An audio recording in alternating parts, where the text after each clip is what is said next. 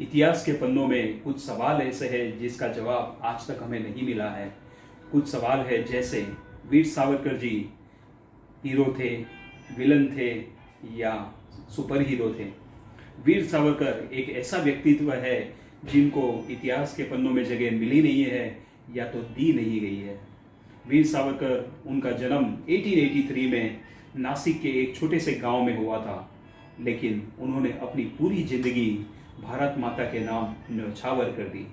दोस्तों, ऐसे महानुभाव के बारे में श्री अटल बिहारी वाजपेयी क्या कहते हैं, आइए सुनते हैं। सावरकर माने तेज, सावरकर माने त्याग, सावरकर माने तप, सावरकर माने तत्व, सावरकर माने तर्क, सावरकर माने तारुण्य, सावरकर माने तीर, सावरकर माने तलवार, सावरकर माने तिलमिलाहट, सागरा प्राण तड़मड़ला, तलमड़ाती हुई आत्मा,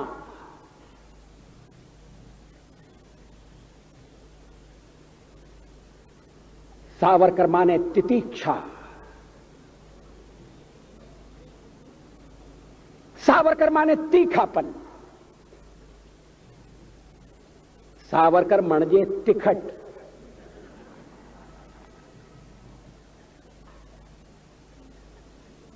कैसा बहुरंगी व्यक्तित्व।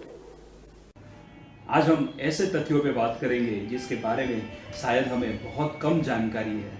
1909 में एक किताब लिखी सावरकर जी ने जिसका नाम था the Indian war of independence.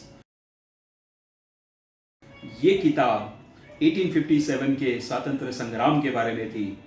Unfortunate part ये था कि अंग्रेजों ने बोला था कि एक छोटा सा विद्रोह था, लेकिन सही मायने में ये एक छोटा सा विद्रोह नहीं था। ये स्वतंत्र संग्राम की पहली लड़ाई थी जहाँ पे बहुत सारे हीरोज थे, जैसे मंगल पांडे, तात्या टोपे, झांसी की रानी लक्ष्मीबाई और ऐसे अनगिनत हीरोज ने अपने बलिदान दिए थे और सावरकर जी ने उनको सही मायने में श्रद्धांजलि दी।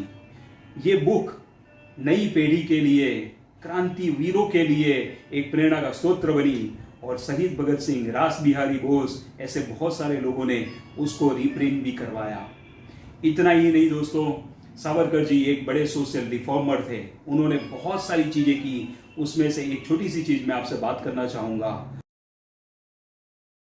उन्होंने कहा था कि हिंदू धर्म में जातिवाद नाबूद होना चाहिए और उन्होंने 7 ऐसे तथ्य थे जिनको नाबूद करने के लिए एक जो है विशेष काम किए।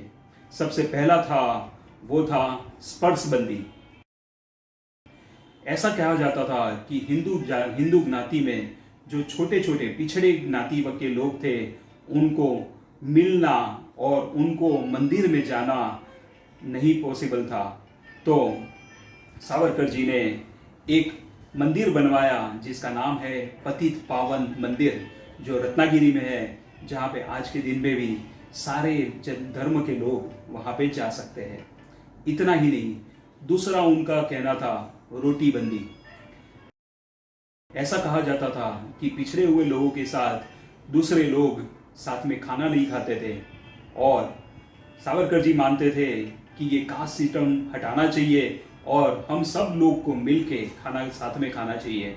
जब भी सावरकर जी को कोई भी डाइनिंग के लिए बुलाता था तो वो हमेशा आग्रह रखते थे कि दूसरे लोगों को भी मेरे साथ में बुलाया जाए।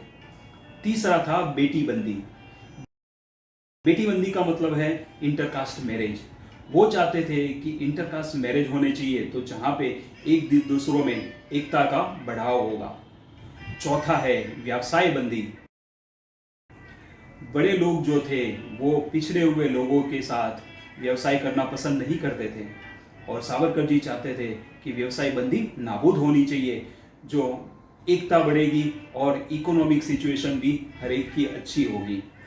उसके बाद में था सिंधु बंदी। सिंधु बंदी का मतलब यह था कि बहुत सारे लोग ऐसा मानते थे कि अगर हम विदेश में जाते हैं व्यापार करने के लिए तो हमारा धर्म भ्रष्ट होता है। सावरकर जी कहते थे कि ऐसा कभी नहीं होता, और धर्म के प्रचार के लिए और व्यापार की बढ़ावा होने के लिए हमें हमेशा बाहर जाना चाहिए।